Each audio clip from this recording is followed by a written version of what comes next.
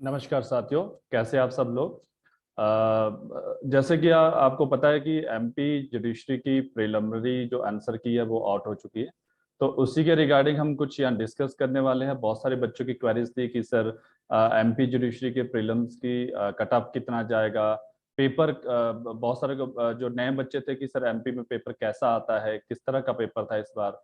तो cut off से related जो इशू रहता है ऑब्वियसली उसके बारे में डिस्कस करें। जैसे कि आप सबको पता है कि एमपी का जो पेपर होता है 150 क्वेश्चन आते हैं एमपी के एग्जाम में। तो वहाँ पे 150 क्वेश्चन आपके रहते हैं। तो उसमें से वो भी डिवाइडेड है, लॉ के 110 क्वेश्चन आएंगे, फिर आफ्टर दैट आपका कंप्यूटर आएगा, उसमें जीके आएगा। ठीक है, तो उसमें इस तरह से डिवाइडेड होता है। तो हम जैसे यहाँ देख पा रहे हैं, तो आपका एमपी का जो 6 मई 2022 को आपका नोटिफिकेशन आ गया था और ऑफिशियल आंसर की है।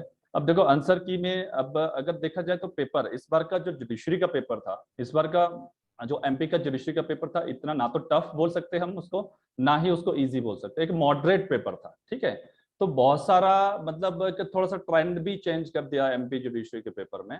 तो उन्होंने काफी लेटेस्ट केस लॉ आपसे पूछे हैं। इस बार मैंने एक स्टूडेंट से बात की थी, तो उन्होंने बताया कि 12 से 13 तो केस लॉ थे। ऑब्वियसली जैसे हम पेपर भी देखा तो 12 से 13 केस लॉ थे।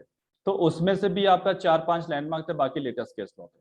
ठीक है, तो बाकी भी कुछ क्वेश्चन ऐसे इतना टफ भी नहीं बोल सकते कि टफ थे। जैसे कि आप यहाँ देख रहे हो जो आंसर की है इसमें बिल्कुल इनकी आंसर की बहुत अच्छी होती है। तो इन्होंने पूरा आंसर की दिया हुआ है यहाँ पे, ऑप्शन भी विद ऑप्शन एंड सारा दिया है यहाँ पे। तो एंड देन तो आप इसको एक बार चेक कर सकते हैं। तो देखा जाए तो ये सारे क्वेश्चन ऐसा कोई टफ पेपर भी नहीं था, बहुत अच्छा पेपर था। और यहाँ पे अगर कट ऑफ की बात करें तो बहुत सारे स्टूडेंट कहते कि सर टफ लग रहा था पेपर, बहुत सारे बोलते बहुत इजी था। वो डिपेंड अपॉन, देखो यार, अगर आप 200 तैयारी करोगे तो आपको हर चीज इजी लगेगी, आप तैयारी करके नहीं जाओगे तो आपको टफ लगेगा।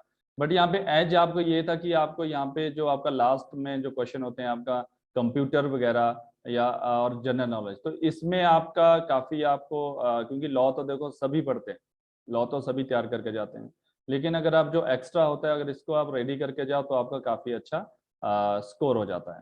तो ठीक है, अगर हम एक्सपेक्टेशन की बात करें कि इसका जो कट ऑफ का एक्सपेक्टेशन कितना जाएगा, तो अगर मैं मेरे हिसाब से इसका जो एज पर जैसे एनालिसिस किया मैंने इस एग्जाम का, तो उस एनालिसिस के अकॉर्डिंग, उसके अकॉर्डिंग तो मैं तो ये बोलता हूँ इसका जो कट ऑफ है वो 120, 120 से लेकर 125 पहला चेक किए रखो आप। लेकिन जो 125 से ऊपर है और 130, ठीक है, वो अपनी प्रेपरेशन कर लो। ठीक है, क्योंकि इसका जो कट ऑफ 120 से नीचे नहीं आएगा और 120 के आसपास ही रहेगा, 120 के आसपास ही रहेगा। हो सकता है 121, 122 या 118 हो सकता है, 119 भी जा सकता है। तो इसलिए मैं जो 120, 125 के, वो 125 से ऊपर के बच्चे तो सेफ है, वो आप प्रिपरेशन कर लो। ठीक है, आप वेट मत करो कि कट ऑफ कितना जाएगा, एक सेक्टर में है, आप अच्छे से प्रिपरेशन कर सकते हो और अभी तो रिजल्ट आने में भी टाइम लगेगा, तो आप इस तरह से प्रिपेयर करो। लेकिन जो 120 या 125, देखो यार, दो चीजें हैं। अगर आप ये सोचते रहोगे कि मेरा होगा या नहीं होगा, ठीक है, और आपने उसमें टाइम वेस्ट कर लिया, अगर और आपका हो गया, मान लो कट ऑफ 118 गई या 120 गई और आप 120 121 आपके बन रहे हैं, ठीक है, 121 122 के आसपास बन रहे हैं या 120 बन रहे हैं, और आप सोचते रहे 2 महीने में कि मेरा होगा, तो मेरा रिजल्ट आया और आपका हो गया, फिर क्या करोगे आप? आपके पास आपने टाइम वेस्ट कर दिया। ठीक है, एक चीज तो ये। दूसरा, अगर नहीं हुआ, मान लो सपोज 119 या 120 कट ऑफ गया, अगर नहीं हुआ तब भी आपकी पढ़ाई वेस्ट नहीं जाएगी। नेक्स्ट एग्जाम एमपी का फिर आएगा। और एक चीज और है, कट ऑफ किस बेस पे होती है? कट ऑफ एनालिसिस होता है आपका पेपर, जो हमने पेपर देखा उसके अकॉर्डिंग, आपका जो पेपर के अकॉर्डिंग, और आपका जो प्रीवियस ईयर जो कट ऑफ होता है उसके अकॉर्डिंग, स्टूडेंट कितने अपियर हुए, अपियरिंग स्टूडेंट कितने हुए, ठीक है, उसके अकॉर्डिंग, और और आपका इस बार सीट्स, इन्होंने सीट को ऐड कर दिया था, इसके बाद फिर नोटिफिकेशन आई थी, कुछ सीटें और ऐड की, उसके अकॉर्डिंग आपका कट ऑफ, अगर मेरे अकॉर्डिंग ये 120 के अराउंड रहना चाहिए कट ऑफ। कर दो जो 125 130 वो तो प्रिपरेशन स्टार्ट करो। किसी का, अब देखो जनरली क्या होता है, कोई बोल रहे थे कि 130 से ऊपर जाएगा। देखो यार, जो हमें कोई 130 के और 135, तो इसमें बहुत सारे बच्चे नहीं होंगे, ठीक है, मान लो 140 भी होंगे किसी के, करेक्ट, तो 140 में जरूरी नहीं कि 7 से 20 होते, मतलब इस तरह से वैरी करेगा। लेकिन जो 125 130 में बल्क ऑफ द स्टूडेंट होंगे, ठीक है, बहुत ज्यादा बच्चे इसी एरिया पे होते हैं। और जो 120 और 1, तो इस तरह से आपका कट ऑफ बनता है।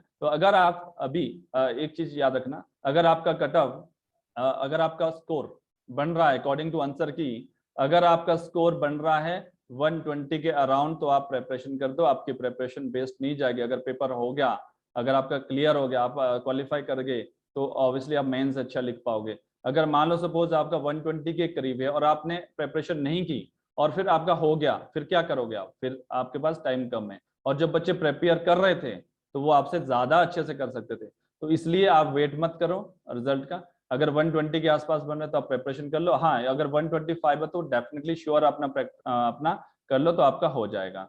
तो ये था कुछ क्वेरीज कुछ बच्चों के, उसके रिगार्डिंग हमने ये वीडियो बनाया था। तो और भी इसके रिगार्डिंग हम कुछ और एमपी जुडिशरी के लिए कुछ और इन्फॉर्मेटिव वीडियो ले आएंगे। तो प्लीज आप हमारे चैनल को सब्सक्राइब करिए और शेयर करिए, लाइक करिए। धन्यवाद।